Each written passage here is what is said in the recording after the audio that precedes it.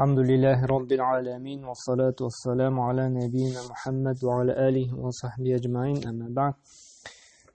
Bugün 17-ci türün alıp gitarbiz. Zor günahlardan bu günah kişiler malın zakonsuz özleştiru. Yani zulümlük kılıp indi, zulümlük aşağı indi, adilsizlik bilen indi, kişi malına iya bulu.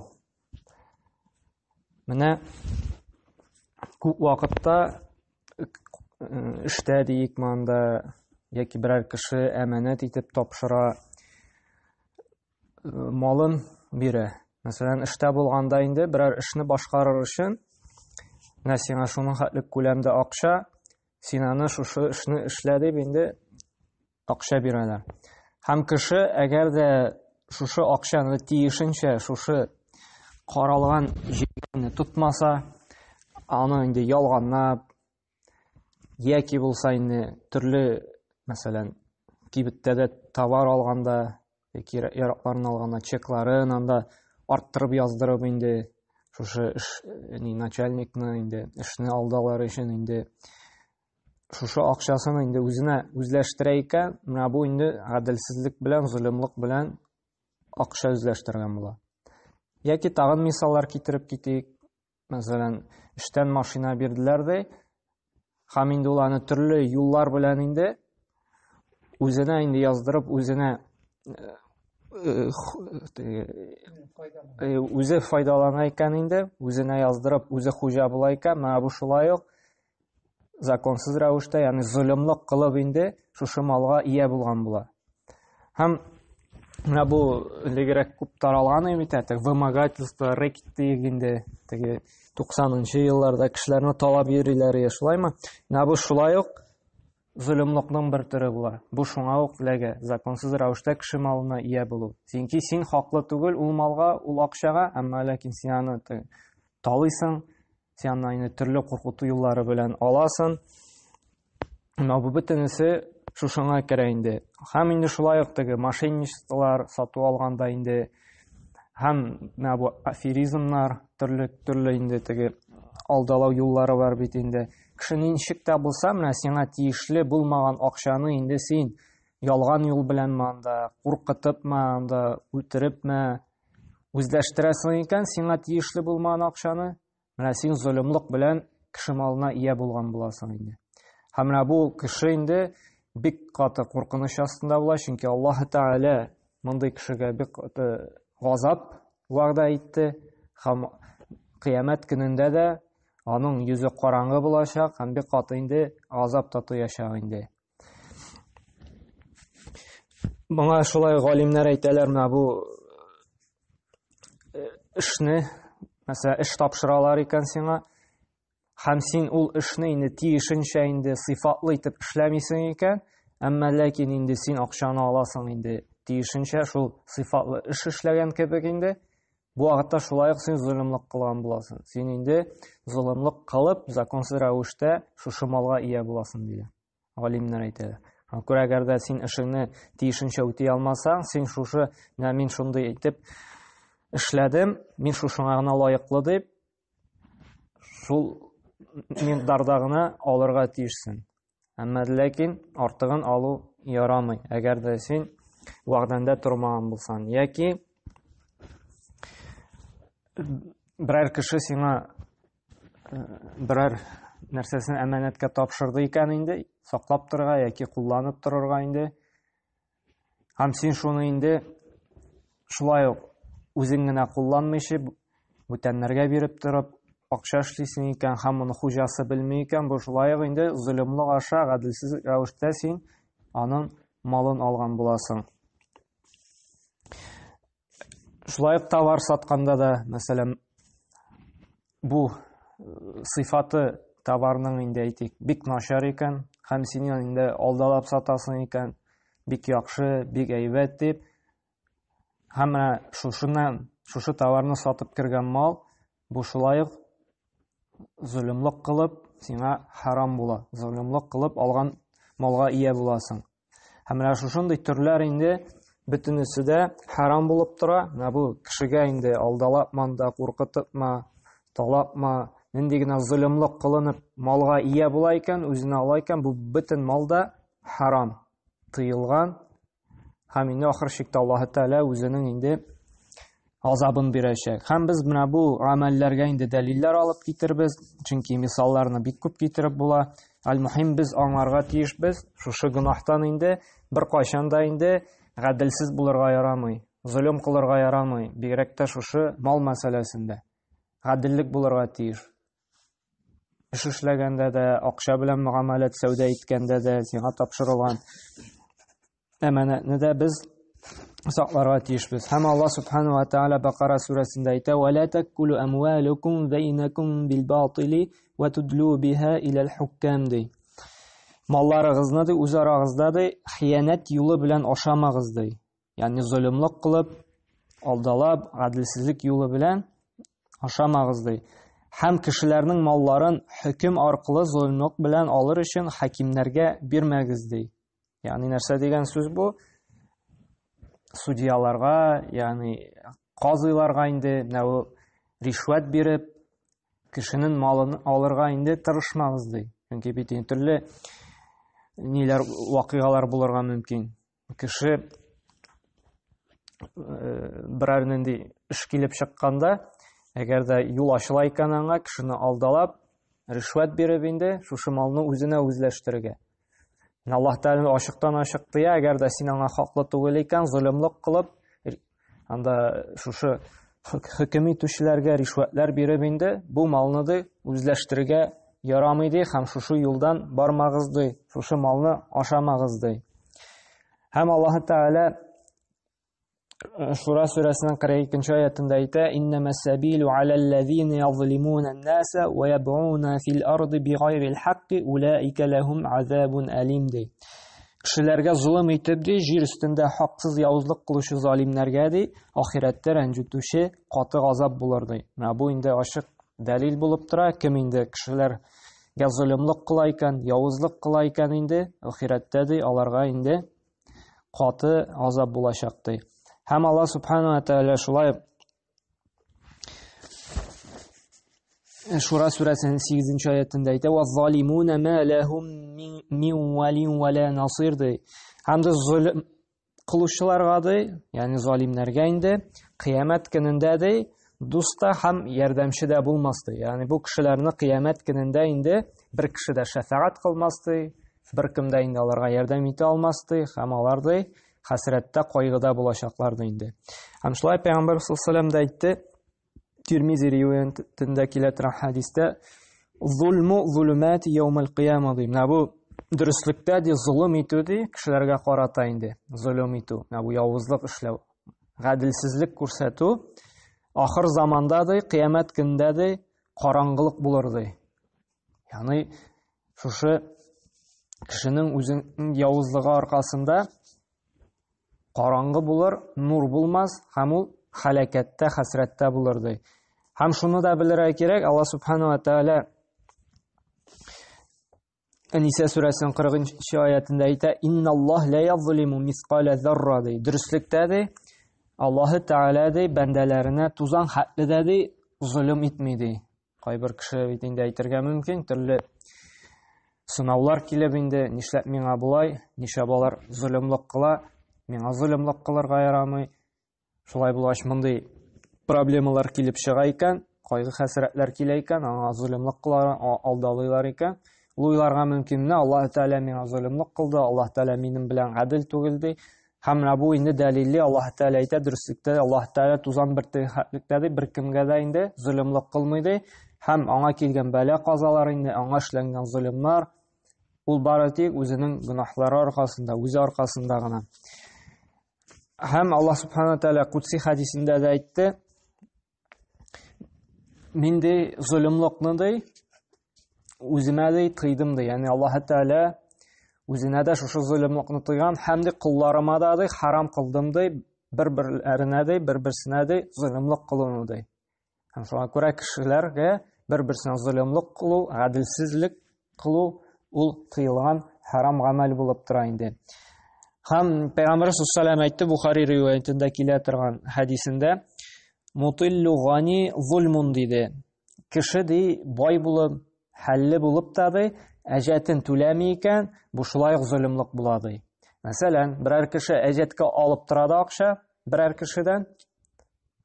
Гадәттә бит инде әҗәткә аласың, синең булмаган вакытта, яки бик каты кирәк, берәр нәрсә алырга, машинамы, йортманда, холодильникмы, һәм башка кирәк, тормыш кирәк яраклары син кайбер вакыт әҗәткә керәсең, шарасызлыктан.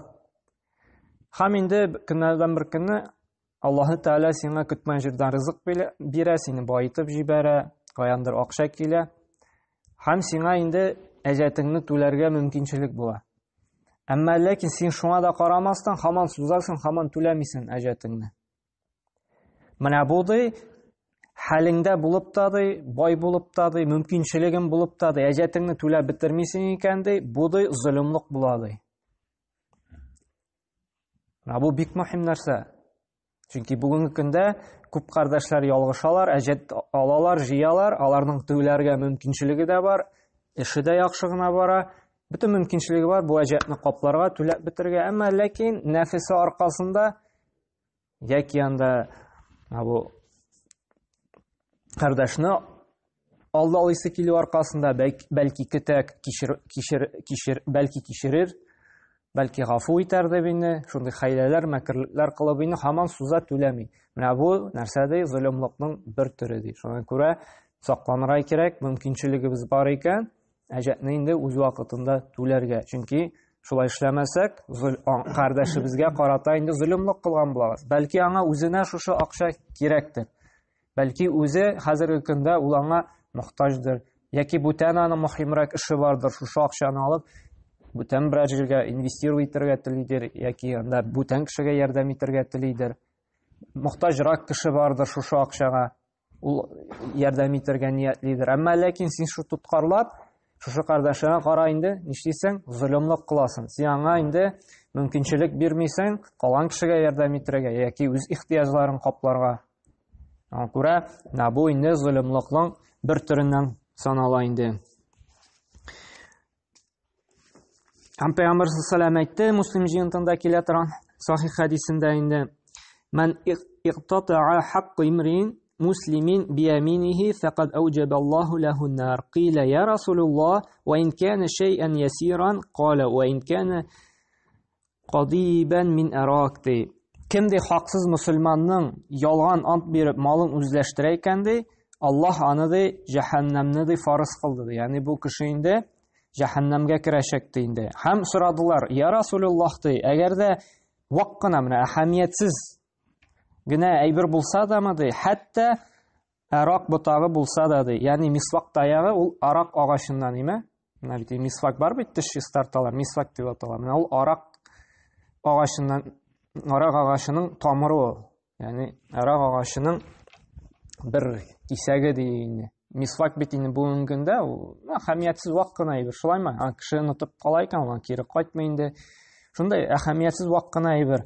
Һәм Пәйгамбер саллаллаһу алейһи ва сәллям әйтте, хәтта ди менә шушы мисвак арак таягы, аяк ботагында ди хаксыз үзләштерә икән ди, шундый вак әйберне ул аңа лаеклы түгел икән. Үзенә үзләштерә икән ди хаксыз да инде. Аллаһ Тәгалә андый кешегә ди җәһәннәмне фарыз кылды. Менә бу нәрсәгә күрсәтә, ничек безне куркыта, һәрбер гамәлебездә дә гадел булырга, бер кайчан да инде малны үзләштергәндә, мал алганда үзебезгә тиешлегене генә алырга. Кеше өлешенә кермәскә. Тапшырдылар икән сиңа малны, шушы эшне башкарып чыгарга, сиңа үзенә кагылырга тиеш түгел. Сиңа тотырга тиешсең шушы эшкә генә. Әманәткә акча бирделәр икән, шушы нәрсәләргә генә тот, син шушы нәрсәләргә генә тотырга тиеш. Син үзенә алырга тиеш түгел. Үзеңә аласың икән, үзеңә үзләштерәсең икән, бу нәрсә була, син зөлемлек кылган буласың. Шушы кешегә карата. Кайбер кешеләр бит инде нәрсә ди? Мәсәлән, өстәгеләр эшләүчеләр инде, әйтик инде, теге дәүләт акчаларын үзләштерә, шулаймы? Бирәләр анда юл төзергә, шуның хәтлеге акча, әмма ләкин күпмедер мигдарын үзләренә үзләштерә. Менә бу шулай ук нәрсә дип әйтәләр, ничек гызыр табалар, дәүләт бай, дәүләтнең акчасы күп, ярый аны алсаң ди. Юк, ярамый. Чөнки Аллаһ Тәгалә әманәт итеп сине шушы эшкә тапшырды икән, син гаделлек белән эш итәргә тиешсең. Сиңа бер тиен дә алырга ярамый. Бу була инде зөлемлек кылу. Шуңа күрә эштә эшләгәндә дә бигрәк тә нинди генә бай организация булмасын, нинди генә дәүләт эше булмасынмы, сиңа куелган икән хезмәт хакы, син шуны алырга тиешсең. Аннан башка инде рөхсәт ителмәгән малны син алырга тиеш түгелсең. Аласың икән, син хаксыз зөлемлек кылып шушы малны үзләштергән буласың. Бу куркыныч һәм Аллаһ Тәгалә андый кешеләргә нәрсә диде? Җәһәннәмне фарыз кылды диде. Моңа сакланырга кирәк. Һәм Пәйгамбәр саллаллаһу шулай әйтте, Муслим җыентында килә торган сахих хадисендә: "Ман истәгъмәлнәһу ала амалин факатамна махитан фама фауқаху кана гулулан яти биһи яумал қияма" диде. Кемгә берәр эшләргә тапшырылса ди, һәм шушы эшнең форсатыннан инде кулланып бер инәне генә яки аннан да кыйммәтрәк әйберне үзенә үзләштерә икән ди, кыямәт көнендә шушы алган әйберләре ди, аның бугауланган килеш, аңа чорналган килеш ди, кыямәт көнендә киләчәк ди. Ягъни кыямәт көнендә менә без нәрсәне хаксыз үзләштердек, зөлемлек белән алдык, эштән булсынмы, кешедән булсынмы, әтиәнидән булсынмы, шу хаксыз алган әйберләре безгә, муеннарыбызга бугауланып, кыямәт көнендә киләчәк. Бу күрсәтә безгә тапшырылган әманәтне гаделлек белән, ихластан, тиешенчә эшләргә өнди. Һәм Пәйгамбәр саллаллаһу алейһи ва саллям әйтте, Муснад имам Ахмад җыентында килә торган сахих хадистә: "Ла ядхулул җанната лахмун набата мин сухти ан-нарул ула биһи" ди.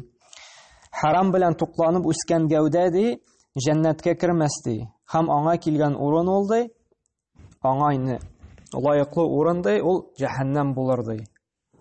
Әгәр дә инде кеше менә шушындый гаделсезлек белән, зөлемлек кылып, шушы малны үзләштереп, шуның белән туклана, шуның белән яши икән, мондый кеше ди нәрсә ди, җәннәткә кермәс ди. Моның лаеклы урыны ди, кая ди, ул җәһәннәм ди. Менә бу аятлар, менә бу хадислар өйрәтә безне инде гаделлеккә беркайчан да инде үзебезгә тапшырылган әманәтне бузмаска, зөлемлек кылмаска, бары тик инде үз эшебезгә, үзебезнең үстебездә булган бурычларыбызга тугры булып, ихластан гына эшләвебезне таләп итә. Шуңа күрә кая гына булсак та, һәр вакытта да истәп торырга тиешбез. Әгәр дә инде без зөлемлек белән инде малны үзләштерәбез икән, законсыз диек инде кеше малын. Монда кеше малын дигәч, кеше генә керми, гомумән нәрсә дидек? Монда хөкүмәт тә керә, монда эш тә керә, монда бай дуслар да керә, кемнең генә булмасын, хаксыз бер кайчанда инде кеше малын үзләштерергә ярамый. Бары тик үзебезгә тиешен генә алырга тиешбез. Хезмәт хакы куелган, без шуны алырга тиешбез. Калган эшкә дип бирелде, без аны эшкә тотарга тиешбез инде. Шуңа күрә Аллаһ субхана ва тааля инде безгә тауфик бирсен, чөнки бүгенге көндә бик күп таралган, ишетергә күп ишетелә, хәтта мусульманнар да, намаз укучылар да инде анда кибетләрдә, мәсәлән, чекларын арттырып яздырып, эшнең күпмедер инде акчасын үзләренә үзләштерә дип, хәтта зарланалар, ничек дин буенча ярыймы әллә бу, алдаларга шулай итеп гаделсезлек күрсәтергә дип. Бу дин ягыннан тыелган, һәм моны инде эшләргә ярамый, безгә дә килсәләр шулай итеп арттырып бир, яки киметеп күрсәт, шунда зөлемлеккә барырга ярамый. Чөнки нәрсә ди? Шул харам белән тукланган гәүдә ди, ул җәннәткә кермәс ди. Һәм инде кыямәт көндә дә шушы алдалаган әйберләрегез безне буауланган рәвештә киләчәк. Шуңа күрә Аллаһ Тәгалә инде тагын бер тапкыр сорыйм, hidoyat tawfiq bersin, haqliqdan ig'itsin, iymon ниqlig'i bersin, shu vasvasalarga 3 kunlik dunyo bilan nima 3 tiyin uchun aldalanirga yozmasin. Subhanakallah bihamdik va ashhadu an la ilaha illa anta astaghfiruka va atubu ilayk.